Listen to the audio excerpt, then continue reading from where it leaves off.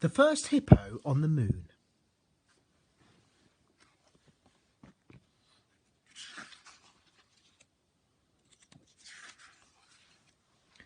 This is the tale of two hippos with one dream: to be the very first hippo on the moon.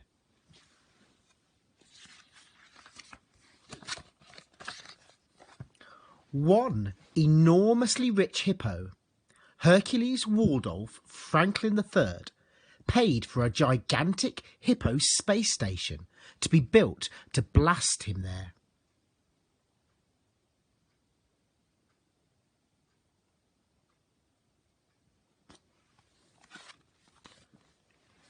Sheila didn't. Yes, the other hippopotamus's name was Sheila.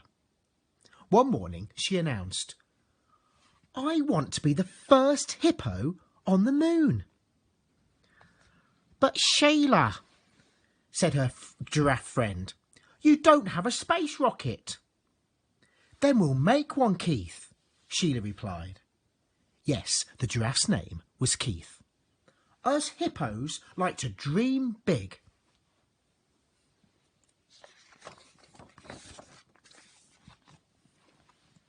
Sheila's friends got to work building her a rocket. Tina the elephant brought back the biggest tree trunk she could find. Joyce the gorilla fetched the longest vine. And Derek the ostrich was given the task of gathering the pongiest mountain of rhinoceros dung. After many days and nights, the animals finally unveiled their space rocket.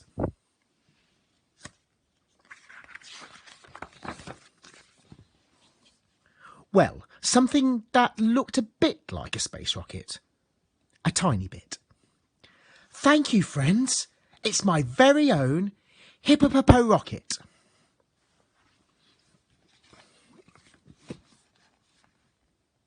All they needed to do now was to ignite the rhino dung and blast Sheila into space. But how? Try rubbing those two spiky thingy gummy bobs together to create a spark, instructed the hippopotamus. "Well, thank you very much, dear."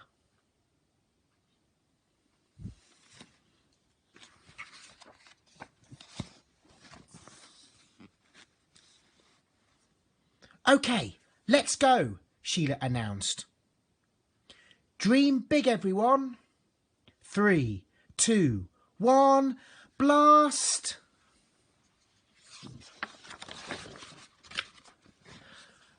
But before Sheila could say off, it started raining. It rained and rained and rained. It was the rainy season. It didn't stop raining for 5 long months.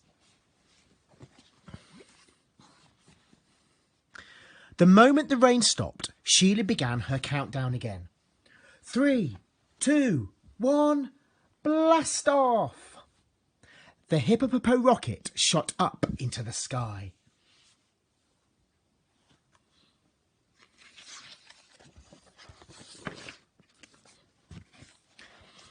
The hippopotamus watched as the earth became smaller and smaller, and the moon became bigger and bigger.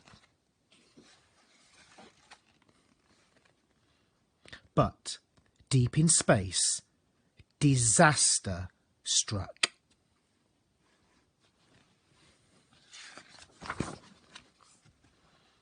Sheila was so busy munching on her shrub sandwiches that she didn't spot what was hurtling towards her. A giant asteroid.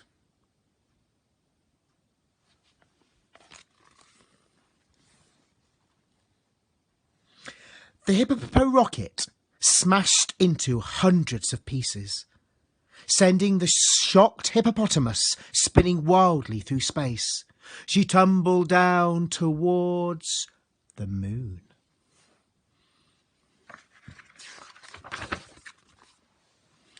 To her astonishment, Sheila had landed on top of the other hippopotamus just as he was taking his very first hippopopo step on the moon's surface.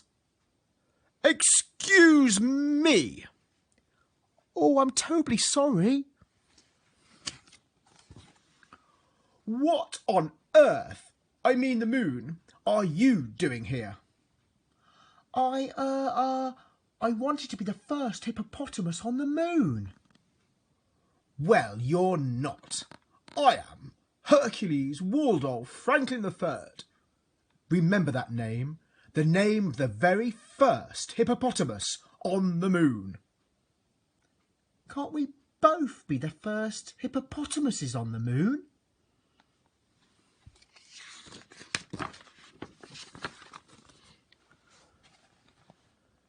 "No. Just look at you. Call yourself a hippopotastronaut? You don't even have a hippopo spacesuit or a hippopo buggy. Get back in your hippopo rocket and buzz off now." With a tear in her eye, Sheila trudged off to the hippopo rocket. Her big dream had been crushed.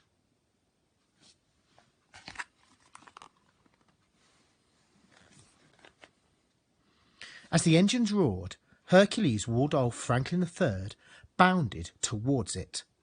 "Stop! That's my hippopopo rocket." "Oh, sorry." "Blast off!"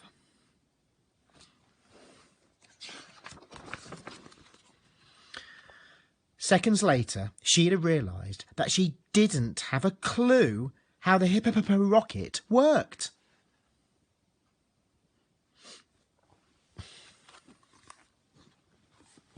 Entering the Earth's atmosphere, the hippopopo rocket soon began burning up.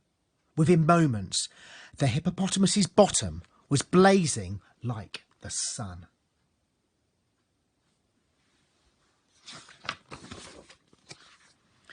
Sheila hit the Earth with a giant wallop. She lay motionless on the ground, her bountiful behind sizzling like a sausage.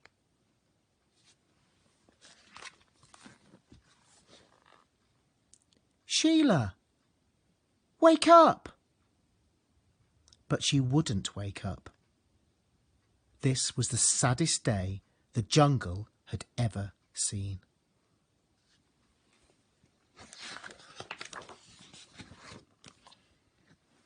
Then, out of the silence came a sound. The distinctive sound of a bottom burp. All the animals stared at each other. Who would dream of letting one go at such a sad time?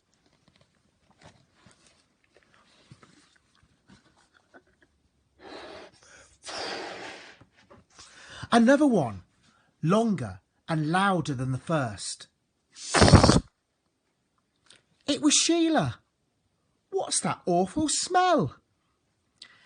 The hippopotamus was so thunderous she'd woken herself up.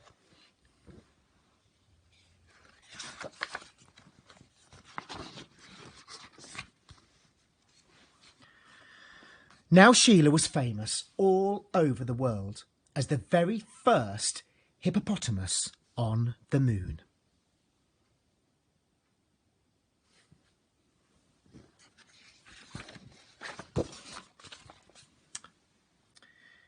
She never mentioned the other hippopotamus who got there first. So whatever you do, please don't tell anyone.